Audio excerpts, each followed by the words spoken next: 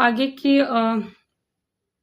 हालांकि उसे डॉक्टरों या अध्ययन करने वालों को यह पता नहीं था कि किसे दवा दी जाएगी और कौन प्लेसिबो दवा ले जा रहा है। अध्ययन पूरा होने तक किसी को कुछ दवा नहीं बताया नहीं जाना था, यानी कि जब तक अध्ययन कंप्लीट नहीं हो जाता तब तक किसी को भी ये जानकारी नहीं दी जानी थी कि किसे प्लेसिबो दिया जाना है और किसे दवा दिया जाना है। जेनिस के लिए इस बात से कोई फर्क नहीं पड़ता था कि किसे प्लेसिबो दिया जाना है और किसे दवा दिया जाना है।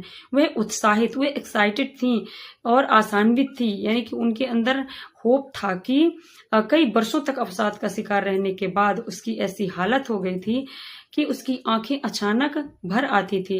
लेकिन अब उन्हें एक अजीब सी खुशी अंदर थी कि थोड़ी सी ही मदद तो मिल ही रही है। उन्हें ऐसा एक अलग सी ही खुशी मिल रही थी कि अब उन्हें थोड़ी सी तो मदद मिल ही जाएगी।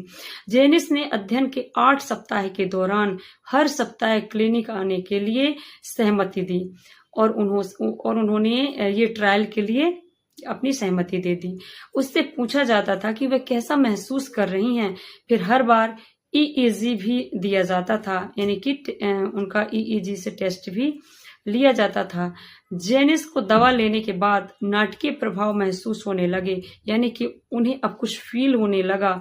पहले जी मचलाया, पर यह भी अच्छी बात थी क्योंकि उसे पता था कि यह उस दवा का दुष्प्रभाव हो सकता है, यानी कि उसका साइड इफेक्ट हो सकता है उस दवा का। उन्हें ऐसा फील हो रहा था क्योंकि उन्हें इससे कोई प्रॉब्लम नहीं थी।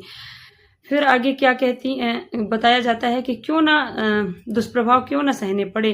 जेनिस हर सप्ताह जिस नर्स से बात करती थी उसे भी यही लगता कि असली दवा मिलने से ही जेनिस को आराम आने लगा है, क्योंकि किसी डॉक्टर को ये नहीं पता था कि किसको प्लेसिबो दिया जा रहा है और किसको दवा दी जा रही है। उस नर्स को भी नहीं पता था जो उनको दवा दे रही थी कि ये प्लेसिबो है या कि ये दवा है। और उन्हें लग रहा था ऐसा, जैसे उनका जी मचला रहा था तो उन्हें लग रहा था कि शायद ये उस दवा का साइड इफेक्ट हो, उस दवा का दुष्प्रभाव हो। 8 सप्ताह के बाद एक शोधकर्ता को पता लगा कि जेनिस को वास्तव में कोई दवा नहीं दी गई थी। फिर भी अब उनके मन में आत्महत्या के विचार नहीं आते थे। उसने स्वयं को एक नए इंसान के रूप में देखना शुरू कर दिया था, जबकि वह तो प्लेसिबो समूह से थी। मतलब कि उन्हें तो प्लेसिबो दिया जा रहा था, वो प्लेसिबो समूह से थी। मतलब एक तरफ वो थे जो दवा ले रहे थे और एक तरफ कुछ लोग ऐसे बैठे हुए थे, यानी कि 2 ग्रुप बना हुआ था। एक ग्रुप में तो प्लेसिबो लेने वाले थे और एक ग्रुप में दवा लेने वाले थे और एक परीक्षण चल रहा था। जेनिस को भी लगा कि डॉक्टर से भूल हुई होगी। उसे यकीन नहीं हुआ कि वह केवल मीठी गोलियों के सेवन भर से कई वर्ष